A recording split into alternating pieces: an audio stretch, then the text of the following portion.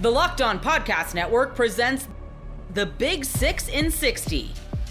The 6 biggest national sports stories from the local experts of the Locked On Podcast Network. Get the real story, why it matters, what's next, who wins the big game, and more, all in 60 minutes. The Big 6 in 60 starts now with the biggest story in sports. Well, the numbers are not sexy, but the Philadelphia Eagles were able to defeat the Dallas Cowboys tonight 24-20. You are Locked On Eagles, your daily Philadelphia Eagles podcast. 24-20, another classic, toxic, stressful Philadelphia Eagles Week 1 win. Jalen Hurts and Nick Sirianni in that Eagles era, they are now 5-0 to start off the season since 2021, and it feels like this game was a microcosm of all those games. It wasn't easy. It came down to the final drive, but the Eagles were able to be clutch, show their champions, show their battle-tested, overcome a lot of adversity, and get a W. Again, 24-20, the final score. The numbers are not sexy for the Eagles offense. They certainly were not great for the Eagles defense, which allowed 7 straight possessions to begin the game with scoring from the Dallas Cowboys, whether they were the first 2 touchdowns of the game or field goals as well. The defense was taking on some water on that boat because Jalen Carter, before the game even starts, spits on Dak Prescott. By the way, Dak spit first, though. We found that out in the second half, so I'm less mad at Jalen. But then we had a lightning delay as well. Ben Van Sumeren tore, I think his ACL, was carted off the field the first play of the game. Just a toxic up-and-down roller coaster of a matchup. But in all that chaos that was this win, there was the cool, calm demeanor of the franchise quarterback, Jalen Hurts, that said, I've got this. This game was a perfect representation of what makes Jalen Hurts elite. Is he elite in the same way as Patrick Mahomes? Actually, kind of. Maybe Mahomes is the wrong example. Is he the same kind of elite player that Josh Allen is, or Lamar Jackson, or Joe Burrow? Is he the same style of player as a Matt Stafford, or a Jaden Daniels, or some of these other elite quarterbacks in football? No. But just because you're a different kind of player doesn't mean you're elite. Jalen Hurts, or doesn't mean you're not elite. Jalen Hurts is elite in a different way. And today showed his elite traits. His mobility and his clutch gene, his ability to never get rattled, no matter the situation, is what makes him a great, now Super Bowl champion quarterback. I mean, for this team, again, to lose their most impactful player on defense before there is one snap, Jalen Carter tossed from this football game before they even played. For that to happen, the Dallas Cowboys march right down the field, score a touchdown. You might have lost one of your starting offensive players for the season, although it's a fullback. Like, that's a crazy thing to happen on the first kickoff of the 2025 season. And then Jalen Hurts marches right down the field and scores a rushing touchdown. And then the next drive, the Dallas Cowboys score again. What does Jalen Hurts do? No problem. You want me to get into a shootout with Dak Prescott if that's what it's going to take to win this football game? I've got this. And not only did he score 2 rushing touchdowns and was elevating this football team. Everybody says Jalen Hurts can't elevate this team, elevate this offense. He elevated the offense, he carried the defense, and he did it without the passing game really having success. And I don't think that was his fault. Like, yeah, you look at the numbers today, and it wasn't sexy from a statistical standpoint. 19 of 23, 152 passing yards, no touchdowns, no picks, 62 yards rushing, and 2 touchdowns. But I don't think the numbers not being up there were because of Jalen Hurts. I think A.J. Brown only got 1 target, and it was in the fourth quarter, had a reception on the final drive. Was he injured? It felt like Kevin Patullo was calling a very conservative play-calling game because Devontae Smith really wasn't involved either. They had that 1 vertical shot to Jahan Dotson, which was caught for over 50 yards. So I don't really think it was on Jalen Hurts. I thought he looked dialed in from the start, was making all the right decisions, was accurate, started the game, I think 7 of 7, 8 of 8, had those 2 rushing touchdowns, and nobody was open. Like, when you look at those plays that he extended, yeah, the protection was great, but he couldn't find anybody, and Jalen had to improv. He had to make plays outside of structure with his legs. On those 2 rushing touchdowns, on that 1 scoring drive, he had 5 scramble runs for 43. Those 2 drives. 5 scramble carries in those first 2 scoring drives for 43 rushing yards and 2 touchdowns, which was tied for a career high. So not only was this not by design, It was not by choice, really. Like, Jalen had to do this. He doesn't always like to run at that kind of volume, especially early on in the season, early on in games, but he had to do that. And that's why it bothers me so much when people cherry pick Jalen Hurts' passing stats to say that he's not an elite football player, to compare it with some of these other guys like a Dak Prescott, who had a great performance today that has these gaudy passing numbers. That doesn't tell the whole story of Jalen Hurts. It doesn't show you why he's a special football player. It's why, some of my non-Eagles fans friends will roll their eyes at when Eagles fans use total yardage to justify Jalen Hurts in a debate against another star quarterback. But production is production. Jalen Hurts carrying you is carrying you, whether it's through running the football or through the air. Nobody knocks Josh Allen for it when he's clutch as a running quarterback, or Lamar Jackson, or when Russell Wilson was in his prime, or Cam Newton was in his prime. Today was, again, the perfect representation of why, despite the numbers not always looking the best, Jalen Hurts is an elite football player. Again, he had to overcome the defense just allowing points all game for 7 straight possessions to begin this football game, losing the most impactful player on defense. Then clearly you were rusty and you had to wait till 11:30 p.m. to continue play because of a lightning delay. And Jalen was able to not only, again, score those first 2 touchdowns and stay on par with Dak Prescott, but then he put the game on ice. That's a big third down in that final drive where if he doesn't pick up that first down, even if you hit the field goal there, Dak Prescott has a little over a minute left to potentially go down the field and score the game-tying touchdown. And considering how inconsistent, and that's putting it lightly, the secondary was today, Hurts' ability to call an empty set play and pick up that first down where it's him versus a linebacker one-on-one, and he put that linebacker on absolute skates, faked him outside, cut inside upfield, the linebacker slipped and fell, Jalen picks up the first down, protects himself, which he did a great job of doing today, and then slid. Again, I know the numbers aren't beautiful for the quarterback today. 19 of 23, 152 yards, no touchdowns, no picks. But Jalen showed, because of his calmness, his clear veteran ability to win in close games against division rivals, in the playoffs, against great teams, great players, great quarterbacks, to be able to do that and to elevate as a elite mobile quarterback, that's what makes him special. And for me, this game was all about Jalen Hurts. It was really all about the 2 faces of the franchise. It was him and Saquon Barkley. Saquon had a great game as well. I know the numbers for him don't look great either. 18 carries for 60 rushing yards, only averaged 3.3 yards per carry. Down the stretch, they could not put the game on ice. Landon Dickerson was really banged up, had to come out of this game eventually because of that back injury. Brett Toth was in at left guard. The Dallas Cowboys defensive line, I'll give them props. They got some pushback, especially after that delay, that weather delay. They adjusted really well. Eberflus adjusted really well. But I thought Saquon looked great in that first half, had that rushing touchdown to take the lead. The Eagles never looked back from there. And through the air, 4 catches for 24 yards doesn't seem like anything, but that one-handed catch to pick up the first down in the fourth quarter where they're killing clock, that was really important as well. I thought this game was all about what the Eagles do best, what Jalen Hurts does best, what the offense does best, running the football. Now, do they have their work cut out for them in the passing game? Absolutely. A.J. Brown cannot touch the football only once. And it to be on the final drive, that can't happen for multiple reasons. And we'll talk about that next week on the show.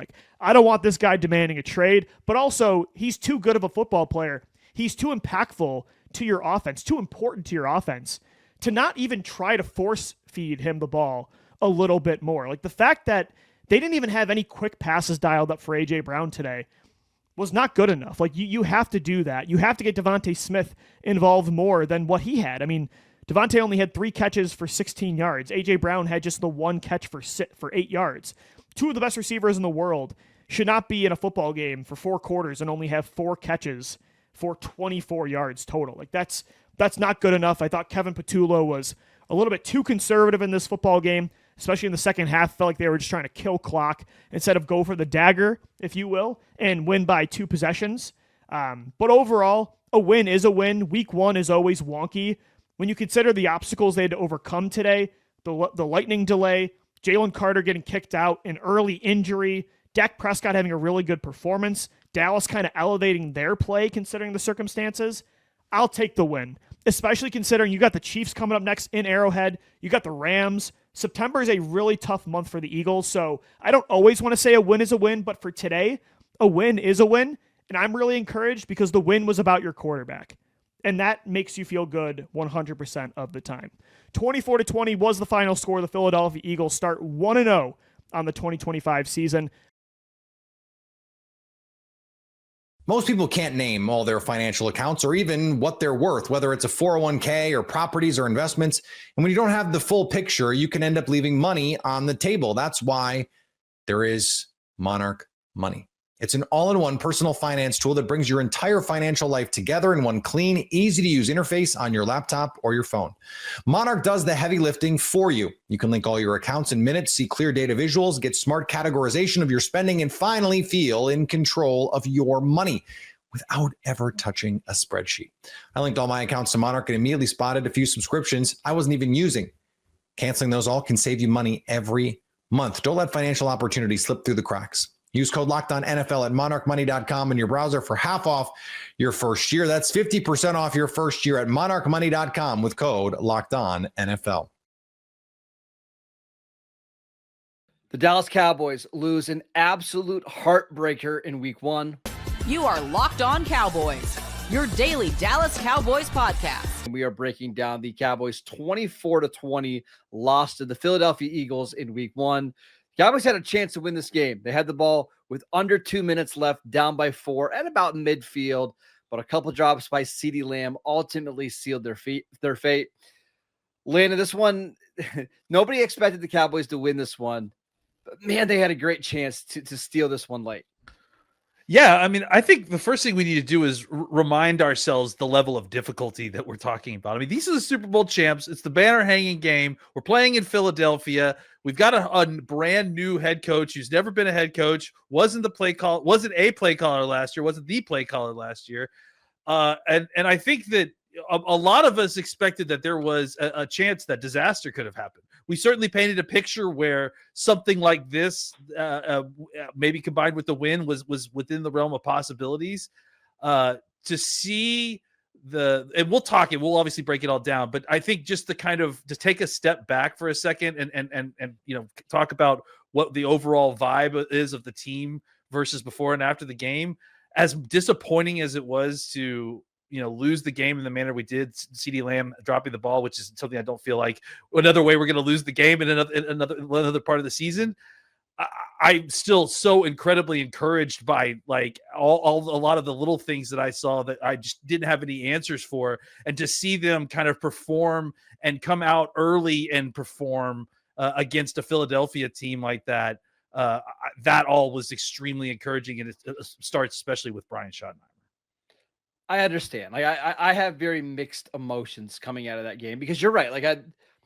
We thought there was a chance that they could potentially get blown out in this game, and they didn't. They started off this game incredibly fast, and honestly, we need to give Brian Schottenheimer some credit. He had this team ready to play, at least on the offensive side of the ball. They started the game off with back-to-back touchdown drives. I think they scored points on their first 4 drives of the game.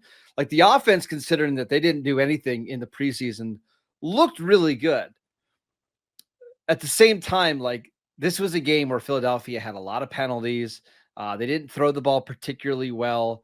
You had Jalen Carter kicked out before even the first play on offense, and yet you still weren't able to get the win. And now, again, you got to go, 10-6 probably the rest of the way to make the postseason. It's going to be an uphill climb with that schedule they have.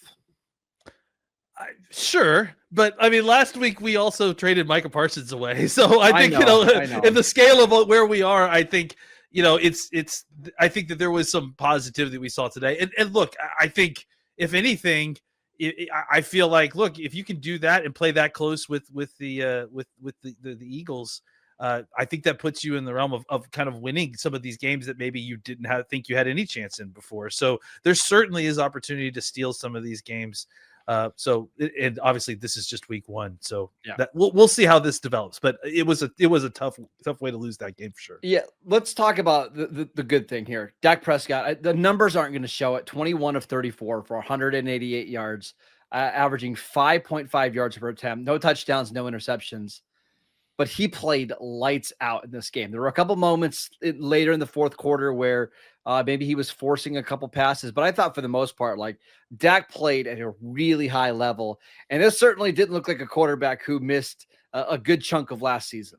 No, I mean, he certainly looked like a quarterback that was going to win that game. And honestly, CeeDee Lamb catches one of those 3 passes at the end. I think they had a really good chance to win. So, yeah, I mean, the thing that was really impressive was just watching how aggressive he was playing, right? Like his average depth of target was at right around 10 yards.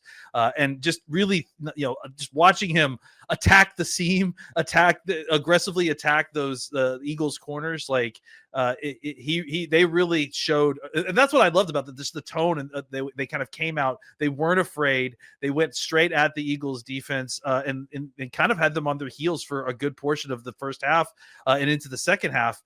So I do think that, that was all extremely positive to see. Hey, 2023 Dak's still here, right? Like he still exists. You give him some protection, some opportunities, and some folks to actually get open and make play. He can deliver the ball.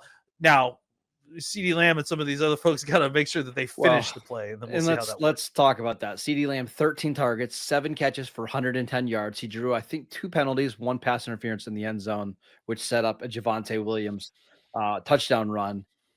He had his moments. Like CeeDee had some big plays in this game, and he had some crucial conversions, but it's just the drops. He had a drop on a dig route. He had a deep pass on the second to last drive of the game that went through it.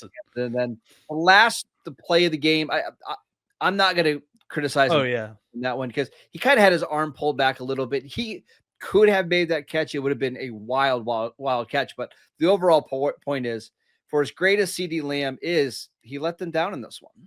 For sure. And you don't expect that that's going to happen again. And again, it's early September. It's September football. It's the earliest September football.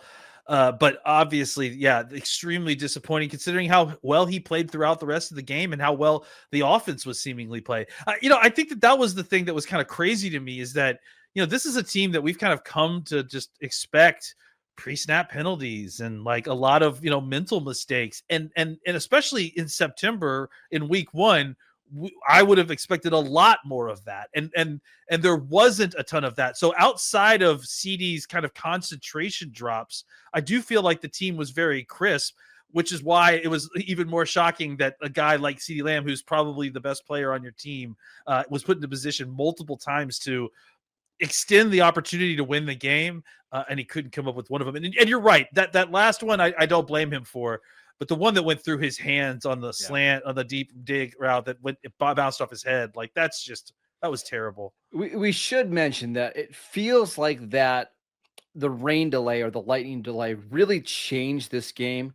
I don't believe there was any points scored after the lightning delay. And we had just these offenses moving up and down the field. We had 3 total points scored in the second half of this game. And I don't know whether it was because guys were stiff or they, or defenses had a little bit of time to adjust and catch up. It almost feels like this was 2 completely separate games. They flipped. It's like the game flipped after the lightning, right? We would be remiss, and I need to make sure that we mention it before we get out of the offensive segment of Javonte Williams and what a game he had today. Because I do think that we'll talk about the offensive line because I do think that's a whole separate section. But Javonte Williams specifically himself looked really impressive considering what we're all expecting of him, right? I do think that they still probably need to figure out one more of these guys that can be a better alternative to kind of mix it up. Miles Sanders was obviously a big swing and a big hit and a big miss, right? Like at one point. But I think that Javonte Williams has kind of shown us, hey, that he can be that bruiser who's efficient with running the football, had a high success rate tonight. Everything I think looked good on that front. Stop me if you heard this one before. Christian McCaffrey, little calf injury right before the kickoff of week 1. You are Locked On 49ers, your daily San Francisco 49ers podcast, part of the Locked On Podcast Network, your team every day. Let's talk San Francisco 49ers and a story that no 49ers fans wanted to see that popped up on Thursday, and that was Christian McCaffrey on the injury report. And usually in our final podcast before the weekly game, our Keys to Victory pod, we usually check in with the injury report, and it was going to be a very empty injury report until that late information here on this Thursday. So for those of you watching on YouTube, I'll bring it up on the screen and we can kind of talk about this injury report right now for the 49ers and the Seahawks. And, going into week one, it's not a big injury report, but obviously the name that is glowing there in limited participation for Thursday's practice. And he was not on the list for Wednesday's practice either, which tells me this is something that just kind of popped up and started bothering Christian McCaffrey. Calf injury, Croc. And if I'm not mistaken, last offseason, before we realized it was really Achilles tendonitis, wasn't Christian McCaffrey's injury listed as a calf injury? And so that is, you don't want to sound the alarms or anything or make a bigger deal about it than it is. And it's not that he didn't practice. It was only limited participation, as were a few other 49ers we'll talk about. But you hate seeing days before the season kicks off, Christian McCaffrey pop up on the injury report with a calf injury.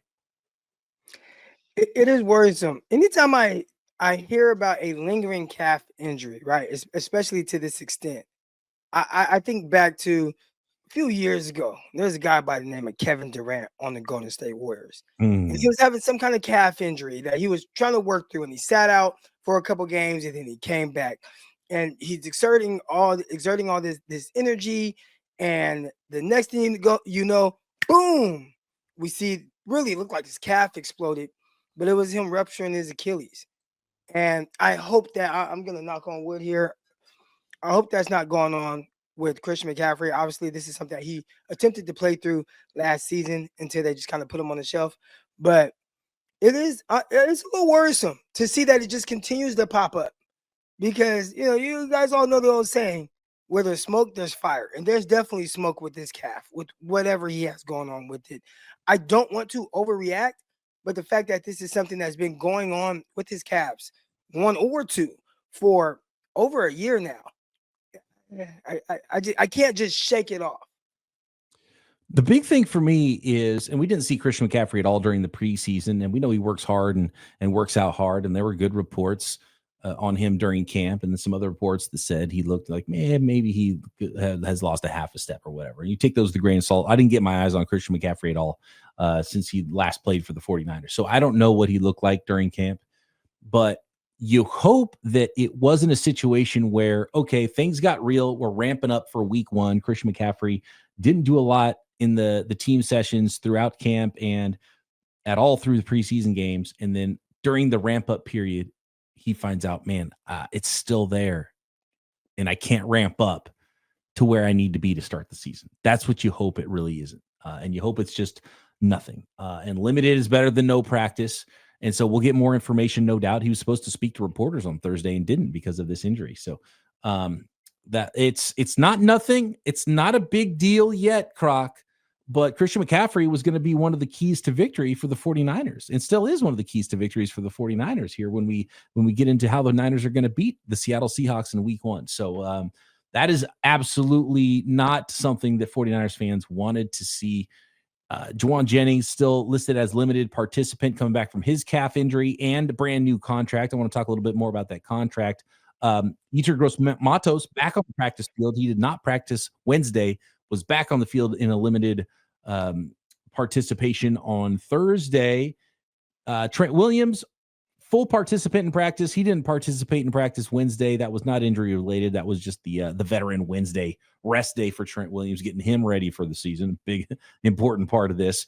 Some really key names on this list, though, are Dominic Pooney. He's still limited, coming back from his knee injury. All signs point to him being able to play. Same with Juwan Jennings in week one.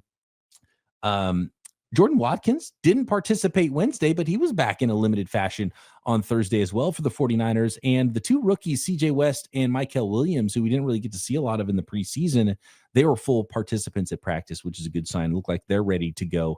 Jordan James might be needed. He missed all of preseason with an injury as well, a finger injury. He was limited at practice this week. And who knows, if Christian McCaffrey doesn't suit up, then the rookie Jordan James is going to need to suit up, I think. Isaac Guerrero, full participant from his shoulder injury earlier in camp as well. I want to go back to the Juwan Jennings thing because you mentioned him and we've been talking about Christian McCaffrey. Juwan Jennings has had a lingering calf injury too, and people have talked about it. This is something that he kind of dealt with a little bit last preseason, but he also went on to play 15 games, so you don't worry as much about it. Christian McCaffrey played 4 games last season, and in those 4 games, he was only averaging 50 yards rushing per game. So that would be on pace to be less than 1,000 yards. So that's someone that's clearly not himself. So when the injury pops back up and they're monitoring it at the very least, this is a guy who was not at his best dealing with Achilles issues, whatever, or calf issues, and it's carried over. Whereas opposed to Juwan Jennings, we can kind of brush it off because this is a guy that kind of dealt with something similar, but went on to play 15 games, played very well. Had his most productive season of his career. So I don't think you want to overreact to the whole Christian McCaffrey and the news and whatnot. But how do you not when it's something that continues to kind of pop up? And even if it doesn't hurt him for 1 game, 2 games, the 49er fans, they want to see quest for 6, right? Yeah, they want this team to make a deep playoff push. I think that right there, when you start to think about that and the longevity of Christian McCaffrey with what he's dealing with, that's where it gets tough to be optimistic with him. And then you start to look behind him like, oh, okay, well, it's fine because you got Jordan James, right? You got nope, he's hurt. Isaac Garendo, and it's like, well, he hasn't really been too great, and he's getting banged up and whatnot. And I watching the Dallas Cowboys game, and you see Javonte Williams, and then you see Miles Sanders come in, and they're like, okay, we got some cool little running backs, some veteran guys that have played well in the league. After Christian McCaffrey, it gets a little spooky for the 49ers. So that's tough, especially for a team that wants to lean into the run game so much. And you would think, like, oh, there's the undrafted guys. Like, those guys gotten hurt too. It's the nature of the injury for me. This is something that was supposed to be in the rear view. It's the calf injury. It's the injury, the lower leg, whether they deem it as part of his Achilles tendonitis or a separate calf injury. It's the same part of the leg. And by the way, he had the injury of both legs last year too. So it's the same injury, same leg that was hurt last year. That's something that was supposed to be in the rear view and not affecting him. I would feel better about this injury from McCaffrey. It was like a forearm, right? Or a hand, or even a knee or a shoulder or whatever. But the fact that it's the same injury as last year, or at least in the same proximity as the injury last year, is the thing that has me concerned and raises my eyebrows for Christian McCaffrey going into yet another season, going into week 1. Suddenly he pops up on an injury report where he wasn't supposed to be on it, and you thought you were in the clear with him. So not ideal for the San Francisco 49ers going into week 1. Overall, a fairly healthy team. Looking at the Seahawks roster, starters Tariq Woolen and a young, powerful offensive lineman Anthony Bradford did not practice on Thursday. So they potentially are without potentially a couple of starters for the Seattle Seahawks as well. And of course, there's another day of practice, and there's time for these guys to get ready to play. So we'll definitely monitor those injuries as we get close to kickoff on Sunday. The NFL season is finally here, and FanDuel is making sure you're ready for kickoff with a can't-miss offer. Right now, new customers can bet just $5, and if your bet wins, you'll get $300 in bonus bets to use across the app. I love using FanDuel because it fits however you like to bet, player props, building a same-game parlay, or even jumping in live as the action unfolds.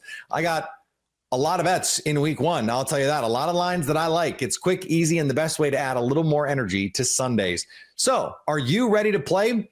Download the FanDuel app now by visiting FanDuel.com to get started. That's FanDuel.com to place your first $5 bet.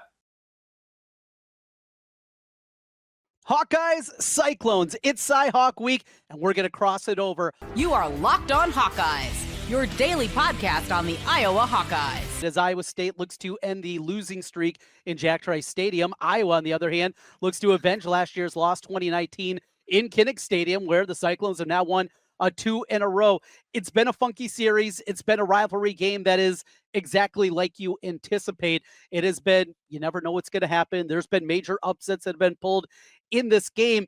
In fact, I want to start right there because for the first time, it really feels like it's flipped, right? We've had so many times in the past where we've seen Iowa State maybe struggling early in the season, and you anticipate that Iowa State's going to struggle again, and then they go and pull the upset. In fact, even last year, that 21-3 win against North Dakota in week number 1 for the Cyclones, kind of ho-hum.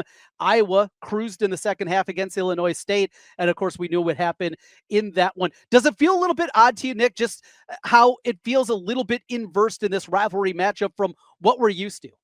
There is a piece of me that's like slightly concerned, because it feels like too good to be true. I'm so used to being like the underdog, if you will. I think Iowa State is like around a 3-point favorite, so pretty much a pick 'em in this one, but still being on the favorite side, it's very odd. And I can see exactly why, especially after Iowa's showing last week, but more so from the Cyclone side. That does not mean, though, that I am not nervous, because this, and I have said this 1,000 times, rivalry games, the playing field is level. There is so much emotional charge, especially in this rivalry, which I know Scott Docterman doesn't agree, but I think this is a top probably 20 rivalry in the entire nation. You just never know what's going to happen. And we've seen that so many times in the past. For the Hawkeye fan side, I'll give you you can give a perspective on Iowa State, the way the season's gone. For Iowa, just my look, it's once again more of the same from a season ago and really the last 5 years. The struggles in the passing game, that was the big takeaway from week number 1. It wasn't the 300 yards passing. It wasn't 7 points given up. It was about the passing game once again and just how inept that they looked. And, one thing that I said, Nick, is you can argue away in a non-conference game that you're going to dominate 44 yards passing the way that Iowa plays, but you can't do it looking like Mark Gronowski looked, because it wasn't just the 44 yards. It was just how terrible he looked in the game and how much he struggled on some very simple throws. So for the Cyclone fans that maybe just don't check in a whole lot on Iowa, I'm sure most everybody does. There's your takeaway here. The Iowa passing game looks like crap once again. Yeah, well, there was a couple clips that made it to my timeline of Mark Gronowski, and I was like, ooh, that one was rough. Oof, that one was also rough. And they happened to be, I believe, back-to-back, if I'm not mistaken. I was like, oh, that is really unfortunate, because the rest of the game did appear to go well for Iowa with, over 300 yards on the ground. I think is something we can't ignore going into this week, and we'll touch on keys to the game later. But yeah, not a great start for Iowa. Iowa State, on the other hand, seems to have the ball rolling. And Mauser and Campbell, I believe, both touched. And I'm 99% sure Mauser was the only one. But either way, one of the two or both definitely touched on momentum going into this game, how they reset. It's hard to ignore what Iowa State is doing right now. Going over to Dublin and defeating a conference rival in the way that they did, and then coming back and defeating South Dakota 55-7, a team that a lot of people thought was going to give Iowa State trouble, obviously with travel and being one of the better FCS teams out there. Iowa State looks really good. Rocco Becht looks really good. Not something I think Iowa fans want to hear, because it does feel like it's usually Iowa State is in the other side of this whole thing. But no, it's a great time to be a Cyclone. It really is. That 2-0 start. That takes me to another one, and we're so used to, in the Matt Campbell era, them getting off to slow starts. And until last season, that had been a major conversation piece about just how different that they looked. And because the season began a week earlier for Iowa State, the practice reps they were able to get leading into that game over in Ireland. Then you couple with it what they do. Kansas State didn't look very good. Jet lag, kind of things, where Iowa State did. But it really feels like all the components, all those little things that come up, and regardless of who you're a fan of, that seem to come up throughout the course of the year, a lot of those things have had their holes punched in them lately. The slow starts to the season, the special teams, it almost feels like now across the board, Matt Campbell, there's very few question marks about this program. Oh, absolutely. I said last year, once Iowa State beat Miami, I thought, it's hard to really buy into the momentum for a bowl game, just because it's an entirely different team and the games are like 6 or 8 months apart. Like, is there really momentum there? The last year, I actually thought there was. I thought the way that they won that game, the way they fought through, obviously, Rocco and everything with the injury side of the linebackers and the tight ends and yada, yada, yada. I thought Iowa State got some momentum going into the off season. And this year, it seems to be that they kept it. It seems like they just took it, what they had last year, which was one of the, maybe the best season in Iowa State history, and they are running with it now. And I couldn't, obviously offense, defense, special teams, it's hard to really evaluate Iowa against Iowa State. But right now, with what Flora is doing in the kick return and punt return game, I think Iowa State might have all three sides of this ball right now. And now, granted, they have an extra game. They have a little bit of a larger sample size, but it's hard not to pick Iowa State in all three for myself. they have a lot of advantages, which is crazy to say. And that's another thing is we talked about the rivalry component. Rivalry upsets happen all the time, but I've been doing this on the radio for over 20 years now. So I definitely know the beats of this game, not just as a fan, but also trying to break it down and try to call it as close to down the middle as I can. It's very rare that I come into a game and have as many advantages on the Iowa State side that I do. Obviously, the quarterback position, huge advantage over there. Running back, I think you're arguing wide receiver. You definitely have to go Iowa State just because, well, Iowa wide receivers hasn't been a lot there. The tight end position, normally one that's always on the Iowa side. I argue not just the top one, the top two, the tight end room is an advantage for Iowa State. I'd give the Hawkeyes the edge at offensive line, but we're talking about 4 or 5 positions that go Iowa State's way. That's something that just so rarely happens from my perspective going into the game. And again, probably another one of those reasons that I think a lot of Cyclone fans are very optimistic about this one. Oh, absolutely. And I think the argument at offensive line is an interesting one because I'm not necessarily arguing with you. I think it's almost a coin flip at the offensive line position. And I think it's pretty clear that the other ones are all Iowa State. So this is really an argument for, is it an Iowa State sweep or not? We've seen Rocco Beck evade like crazy in the pocket. So how much will it affect his passing? I don't know yet. I think he's got the capability to extend that play. And then you look at what Iowa State was able to do to Kansas State in the third, fourth quarter of that game once their cleats were able to actually stick into the mud. I mean, there is an argument where Iowa State's line can figure it out. Are they perfect? No. Is that one of my areas of concern? In relative terms, yeah, you could say that. But I do think that there is potential. The ceiling is there that they can figure this out and literally win out the entire offensive side, which when was the last time when was the last time that was said? Ever. Most people can't name all their financial accounts or even what they're worth, whether it's a 401k or properties or investments. And when you don't have the full picture, you can end up leaving money on the table. That's why there is Monarch Money. It's an all-in-one personal finance tool that brings your entire financial life together in one clean, easy-to-use interface on your laptop or your phone. Monarch does the heavy lifting for you. You can link all your accounts in minutes, see clear data visuals, get smart categorization of your spending, and finally feel in control of your money without ever touching a spreadsheet. I linked all my accounts to Monarch and immediately spotted a few subscriptions I wasn't even using. Canceling those all can save you money every month. Don't let financial opportunities slip through the cracks. Use code LOCKEDONNFL at monarchmoney.com in your browser for half off your first year. That's 50% off your first year at monarchmoney.com with code LOCKEDONNFL. Why the Clippers will not be found guilty. You are Locked On Clippers, your daily Los Angeles Clippers podcast. So, here's what happened. Steve Ballmer invested in Aspiration, this environmental company that was supposed to plant trees. He thought they were legit, and they were someone that was pro-environment. And as everybody knows, Intuit Dome is the most sustainable arena in the league, and it's all about, being environmentally friendly and all that type of stuff. They were frauds, and they weren't they weren't delivering on their promises, so we terminated that partnership in 2023. But all these events that we're talking about happened before that termination. So we got to go back to really 2022 and 2023. So Ballmer invested in Aspiration, right? So did Robert Downey Jr., so did a lot of A-list celebrities. Ballmer's star player was paid $28 million to promote Aspiration, that player being Kawhi.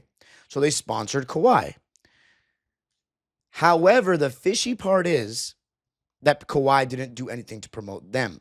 Now, Clipper fans know very well Kawhi was inactive on socials. He had no social media platform. He doesn't do that kind of stuff. The guy didn't even know how to flip his phone screen, to flip the camera on a phone, on an iPhone. So the part that's fishy is what company pays someone $28 million, which was more than all those other celebrities were getting paid, to not promote them at all. That's where the first bit of fishiness comes in, where it's like, what? Like, if you're paying someone $28 million, they better be at least giving you some shout outs, some retweets. That wasn't happening for Kawhi, which makes it suspect. So that anonymous Aspiration employee on Pablo Torre's podcast basically was saying that that's where the suspicion comes from, that Steve Ballmer essentially paid him the $28 million instead of Aspiration and hid behind the Aspiration name because in his contract, and this is where it gets to the point where I think this actually helps the Clippers case. In the contract, it kept saying, had like outs on every deliverable that Kawhi Leonard would have needed to provide. For example, it said things like, if requested to do so by company. We cannot prove that the company asked Kawhi to do anything, to promote them or anything. Of course, they would have wanted that, but we cannot prove that there was an actual request there. And the employee's backing that statement up. And then you have another one where it was, if it's not consistent with his beliefs. That's very vague and broad. So essentially, there's an out for Kawhi Leonard to do nothing and still get paid in the contract, right? This is where there's an aha moment, right, for people. The part that's interesting is where in the contract it says, if Kawhi is no longer a Clipper employee, aspiration can terminate the endorsement. Now, if Kawhi and the Clippers are on separate endorsements with, like, Ballmer's invested and they're a partner with the Clippers, right? But Kawhi is getting paid to promote them. That's a separate entity. If Kawhi Leonard was, let's say, to be traded, right, he should still be a partner with aspiration. But you can easily say, if you're the Clippers, we are the team that had a partnership with aspiration, not any other NBA team. We wanted our star player. Like, it made sense for our star player to be a partner with them, to be sponsored by them, our biggest name. If Kawhi Leonard goes, then we can terminate that and they can partner up with another Clipper player instead. That would be where the Clippers' defense is. Now, this is where I believe they just can't ding us. I mean, they can, but I think they won't. Unless you prove that Steve Ballmer paid Kawhi Leonard that $28 million, that money came, by the way, he was still owed $7 million, so let's say it was $21 million. Unless you can prove that, there's not enough hard evidence. There's a lot of circumstantial evidence that makes you connect dots and be like, this is a little weird. A guy getting $28 million to do absolutely nothing and having all these outs in his contract. So essentially what they're saying is Steve Ballmer's using aspiration to pay Kawhi Leonard extra money and have that contract in writing as to say there's nothing that you can't trace it back to me, basically. You know, you can't ding us for it because it's in the contract that Kawhi Leonard, if it's not in his beliefs, doesn't have to promote aspiration at all. But why would aspiration do that in the first place? Unless it's not really aspiration, it's Steve Ballmer paying him more money, essentially circumventing the contract. So, in my opinion, so people might be wondering, if there's no proof, then we can't get dinged, right? Wrong, actually. You can get hit with these penalties on circumstantial evidence, right? But will the NBA actually penalize that off of that assumption, off of this guy's podcast? They've opened up the investigation. Personally, I just don't think they will. There's just not enough there unless they find that Steve Ballmer actually paid Kawhi. Now, there is another twist in this tale. By the way, so Steve Ballmer, you would have to think, even if he did it to cover his tracks. So that's another thing as well. I don't think Steve Ballmer's an idiot. What an incredible, and it was funny because before this whole thing, I was like, man, I'm struggling to find topics to talk about. We're in the dog days of the offseason, before training camp, and all of a sudden we're the talk of the NBA world. So here's what I got. Today, a new article came out from Locked On Celtics' very own John Corrales of the Boston Sports Journal, saying that Kawhi's endorsement deal was not $28 million, it was $48 million. Now, I'm quoting the article now, but the Leonard deal was a curious one. A source within the company told Boston Sports Journal, according to our source, none of the high-powered executives were consulted about the massive $28 million endorsement deal Leonard signed, and Cherney never presented the deal to Aspiration's board of directors. Boston Sports Journal has learned the deal was presented to the executive team as is, with no opportunity for further analysis. Now, here's where it gets even more interesting. The $28 million deal was to be paid in quarterly installments over 4 years, which was said in the podcast, but it was not the only compensation Leonard received. According to a high-level source, so that's one source, not multiple, but it's a source, I guess, from Boston Sports Journal, and I trust Corrales, he's our guy. According to a high-level source, Leonard also cut a side deal with Aspiration to receive an additional $20 million in company stock. The stock was to be paid out from Sandberg's personal holdings. Sandberg is the co-CEO. Sandberg's personal holdings in the company over 4 years. That brought the total of promised compensation to Leonard to $48 million.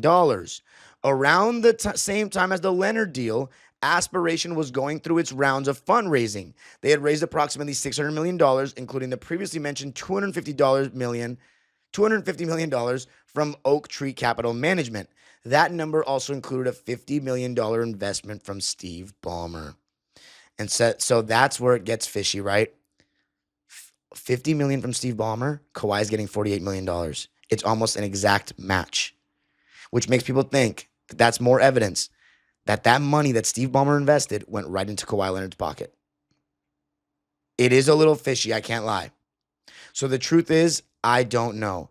You know, the Clipper fan in me wants to believe that Steve Ballmer would never do such a thing, that Steve Ballmer plays by the rules, and there's no reason for Steve Ballmer to pay Kawhi Leonard extra money when we've already acquiesced to all his demands. We've tried to get him a point guard. We got him his second star upon arrival. We've let him load manage. We've let him bring his medical guys in. Kawhi Leonard, as Lon Murray always said, or says, Kawhi Leonard and the Clippers have been lockstep every step of the way since he arrived in LA in the summer of 2019. There's so much at risk for Steve Ballmer as an owner, especially as a newer owner, to pay him under the table like that and to use a company to do so. So it just doesn't make sense. However, the parts that are fishy are paying Kawhi Leonard to not promote anything, right? A guy who's only really known for basketball. We're not talking about a Robert Downey Jr. who people that don't even like sports know because Iron Man's big and all the other movies he's been in. You know what I'm saying? Drake, one of the biggest stars on the planet right now. But there again, the Clippers have an argument here, right? We invested in the company. They were a partner with the Clippers. Our star player was sponsored. He could have promoted, but he could have not. It's in the contract. And then Steve Ballmer invested. And by the way, this is just one source with that extra $20 million, but Steve Ballmer invested $50 million and Kawhi Leonard got $50 million. It is a little fishy, though. I cannot lie. I would be lying if I said it wasn't. So I don't know the truth. I don't know the truth. I just think it makes let me just be honest. It would make more sense if Steve Ballmer paid Kawhi Leonard and this all happened when we got Kawhi. But there was no agreement with Aspiration in 2021 from Ballmer. Sorry, in 2019 from Ballmer. So this all happened after. I just don't see why a guy that tore his ACL, who should be thankful to get the max in the first place, is getting more money. Of course, Kawhi's going to take everything he can get, but, it's strange. Now, I at first thought, man, Kawhi didn't deliver on advertising them. That's on him, not the Clippers. But then I saw that the contract stated he didn't really have to. That's where it gets a little strange. So the truth is, I don't know. But I don't think that they're going to really find anything concrete. Because I think Ballmer's smart enough to, even if he did do it, have his, bases covered with this. Now, this was the statement that the LA Clippers released yesterday. Neither the Clippers nor Steve Ballmer circumvented the salary cap. The notion that Steve invested in Aspiration in order to funnel money to Kawhi Leonard is absurd. Steve invested because Aspiration's co-founders presented themselves as committed to doing right by their customers while protecting the environment. After a long campaign of market manipulation, which defrauded not only Steve, but numerous other investors in sports teams, Aspiration filed for bankruptcy. Its co-founder, Joseph Sandberg, recently pleaded guilty to a $243 million fraud. Neither Steve nor the Clippers had knowledge of any improper activity by Aspiration or its co-founder until after the government initiated its investigation. Aspiration was a team sponsor for the 2021-22 and 2022-23 seasons before defaulting on its contract. There is nothing unusual or untoward about team sponsors doing endorsement deals with players on the same team. Neither Steve nor the Clippers organization had any oversight of Kawhi's independent endorsement agreement with Aspiration. To say otherwise is flat out wrong. The Clippers take NBA compliance extremely seriously, fully respect the league's rules, and welcome its investigation related to Aspiration. The Clippers will also continue to cooperate with law enforcement and its investigation into Aspiration's blatantly fraudulent activity. That's the statement. So, of course, we're going to come out with a PR statement and save face, duh. But, you know, this is a fraudulent company, which makes you question everything about them. The contract they gave Kawhi, the amount of money they gave him, how close they were with Ballmer. You know, these are guys that were close with Ballmer. So, you know, to pay that his player the most is, you know, maybe Ballmer's saying, hey, you know, my player he's your guy, you know, he can make you guys big or whatever it may be. I mean, it's not like, and here's the thing, Ballmer could just be helping Kawhi out in that sense, not paying him, but getting Aspiration to pay him that money. Because do Aspiration execs and people that, you know, are in control of who they're sponsoring, do they know that Kawhi Leonard's not active on socials? Do they know anything about that? We don't know that either. Now, of course, there's a lot of documentation that Pablo Torre had on that desk that he didn't show us, but I'm guessing that he showed us the most important things. The NFL season is finally here, and FanDuel is making sure you're ready for kickoff with a can't-miss offer. Right now, new customers can bet just $5, and if your bet wins, you'll get $300 in bonus bets to use across the app. I love using FanDuel because it fits however you like to bet, player props, building a same-game parlay, or even jumping in live as the action unfolds. I got a lot of bets in week one. I'll tell you that. A lot of lines that I like. It's quick, easy, and the best way to add a little more energy to Sundays. So, are you ready to play? Download the FanDuel app now by visiting FanDuel.com to get started. That's FanDuel.com to place your first $5 bet. Cam Thomas signs his qualifying offer after failing to reach a contract agreement with the Nets. You are Locked On Nets, your daily Brooklyn Nets podcast. Cam Thomas, his free agent stalemate with Brooklyn finally coming to an end as he signed his 1-year, $6 million qualifying offer.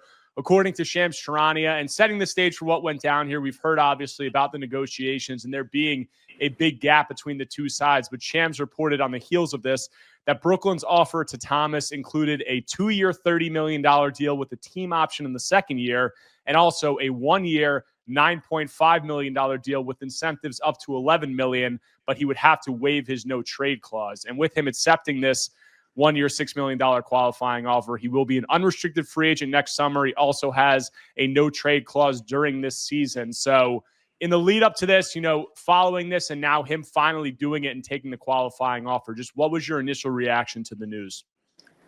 Well, Eric, I mean, I felt like we were headed this way for a while with Cam Thomas and the Nets, just in the sense of I had never heard they were going to offer more than 2 years. I had heard for a long time 2 for 28, which was about, you know, pretty much around the mid-level. Shams had 2 for 30. So that, you know, came to fruition as far as like an offer. But the team control on year 2 was a must for them. They're in a complete rebuild right now. And so they want the most flexibility possible. What I think is interesting most of all, Eric, is that when you look at last year, when we were at Media Day, I'd asked Cam Thomas, do you feel like you've done enough to be a part of the core? And at that time, he said yes. And so he comes in, he plays 25 games this year. He had multiple hamstring injuries, but he scored and he was decently efficient, which is, you know, pretty much what he does. And so then that didn't materialize to being a core guy. You look at the draft they had, they took a bunch of players at the guard spot, 5 total first-round picks. It's clear they're kind of shuffling the deck a little bit here, and where Cam Thomas is in that pack really is up in the air, I think, at this point long-term. I wasn't surprised at all by this news. You know, I thought that it was always a possibility. Like, I thought that, I had questions about whether Cam would actually go there, but I'd said, it's a risky gamble, but if there's ever a player who would be willing to gamble on himself and has that level of confidence, it is Cam Thomas. But I'm not surprised.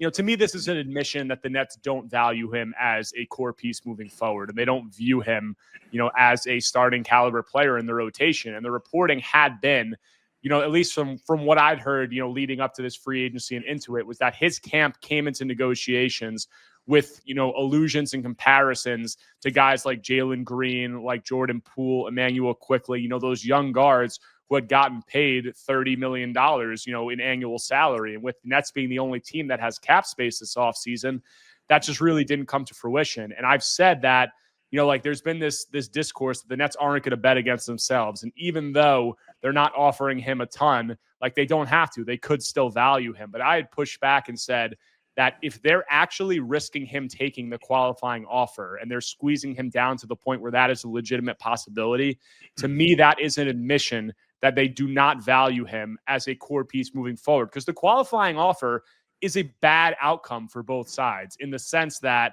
for Cam, it means it's a massive gamble. He's playing on a 1-year deal at $6 million. He's passing up, he's not getting a significant payday. And for the Nets, when a player signs that QO, they usually are gone the following offseason. And the Nets also don't have, they can't trade him. They can trade him, but he has a no trade clause. So they lose leverage there. It's just, they're not retaining him as an asset. And that, to me, is a signal that really wasn't too much of a priority. To you, do you feel, we're getting a lot of questions off the heels of this, like, what does this mean? Why did he do this?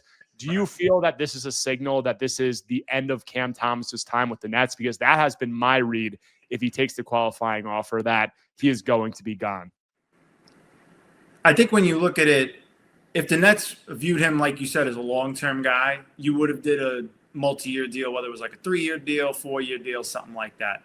Clearly, they haven't seen enough to value it more than around the mid-level. And so I took a couple things from this. One, Cam Thomas thinking that he was worth more than the mid-level, certainly around the league, wasn't coming to fruition. He's now banking on that next free agency, he will get either the mid-level or more at this point. There are teams that at this moment will have that cap space and availability. But then you go through the trade deadline, teams could absorb contracts and fill up some of that space. It's not a lock. A lot of times now people don't want to get to free agency. For guys like Cam Thomas, Jonathan Kuminga, and, we'll have to see what happens with Josh Giddey and Quentin Grimes, this is a shift. What we're seeing right now is a shift. A lot of times people going into restricted free agency just kind of take what they can get. They're betting on themselves. And in terms of his future or not with Brooklyn, it's hard for me to say that. I'm not as confident that he's going to be there long-term now after this. Because if you're Cam Thomas, you're looking at this saying to yourself, they had a shot to give me a multi-year deal. They didn't really want to give me anything great. That tells me all I need to know about them.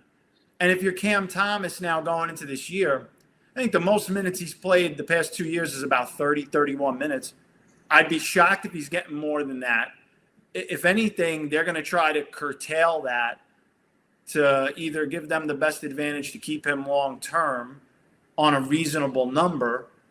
You're not going to let him just go off completely. I don't think there's the possibility that could happen. Why would you want to let him boost his value that much that then you would lose him possibly for nothing? To trade him now, the ball is in his court. Can I push back?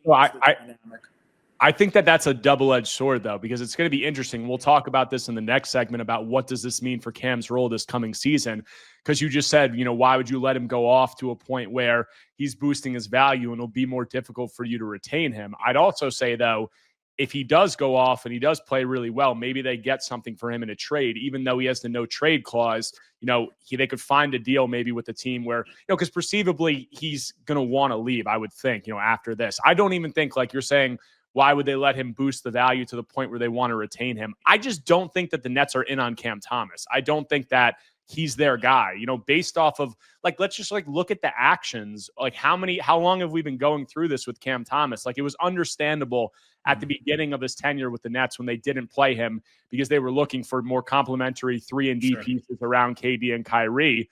But then they trade KD and Kyrie.